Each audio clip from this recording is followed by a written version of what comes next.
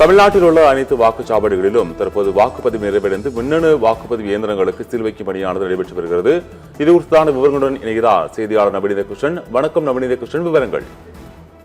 நிச்சயமாக அவர்கள் தமிழ்நாட்டின் 17வது சட்டமன்ற தேர்தல் வாக்குப்பதிவு இன்று காலை 7 மணிக்கு தொடங்கி மாலை 6 மணி வரை நடைபெற்றது. காலையில் விறுவிறுப்புடன் தொடங்கிய வாக்குப்பதிவு தற்போது முடிவடைந்து வாக்குச்சாவடி முகவர்கள் முன்னிலையில் மின்னணு வாக்குப்பதிவு இயந்திரங்களுக்கு சீல் வைக்கப்பட்டு வருகிறது.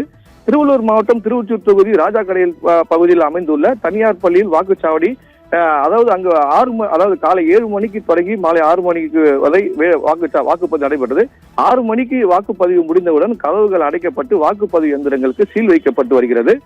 இந்த வாக்கு மையத்திற்கு வாக்குச்சாவடி எண் 319 சுமார் இதுல 73% வாக்குகள் பதிவாகி இருக்கிறது.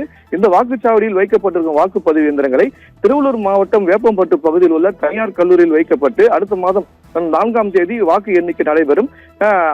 அங்கு 3 அடுக்கு பாதுகாப்புகள் செய்யப்பட்டு இருக்கிறது. துப்பாக்கி ஏந்திய போலீசார் மற்றும் துணை ராணுவம், அதே போல சிசிடிவி கேமராக்கள் அமைக்கப்பட்டிருக்கிறது. மாலை 6 மணிக்கு வாக்களிக்க வரிசையில் நின்றிருந்த அவர்களுக்கு டோகன் வழங்கப்பட்டு 8 மணி வரை வாக்களிக்க திருவள்ளூர் மாவட்ட ஆட்சியர் அவர்கள் ஏற்பாடு செய்திருக்கிறார்.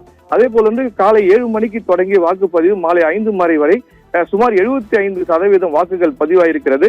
5,73,42,292 வாக்காளர்கள் உள்ளனர். ஆனால் இந்த வாக்குப்பதிவானது 4,71,59,124 வாக்குகள் பதிவாகிறது.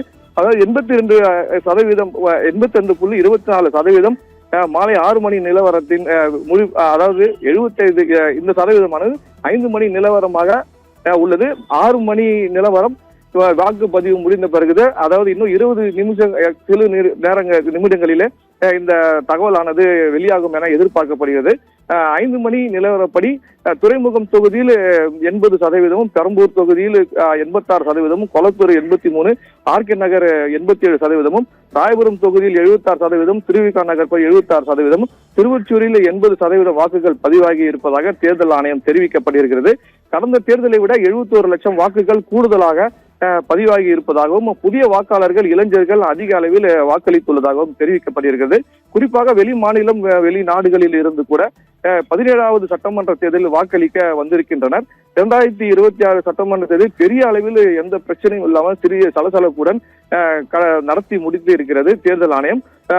ஒவ்வொரு வாக்குச்சாவடி மையத்திற்கும் கூடுதலாக மின்னணு வாக்கு இயந்திரங்களை வைத்திருந்தது. பழுதாகி பாதியில் நிற்கும் வாக்குப்பதிவு எந்திரங்கள் உடனடியாக மாற்றி புதிய அந்த பிரச்சனை ஏற்பட்டால் அதை சரி செய்ய வேறொரு மின்னணு வாக்கு எந்திரங்களை கொண்டு வந்து இந்த தேர்தலை நடத்தி முடித்திருக்கிறது. ஆபிரகாம்.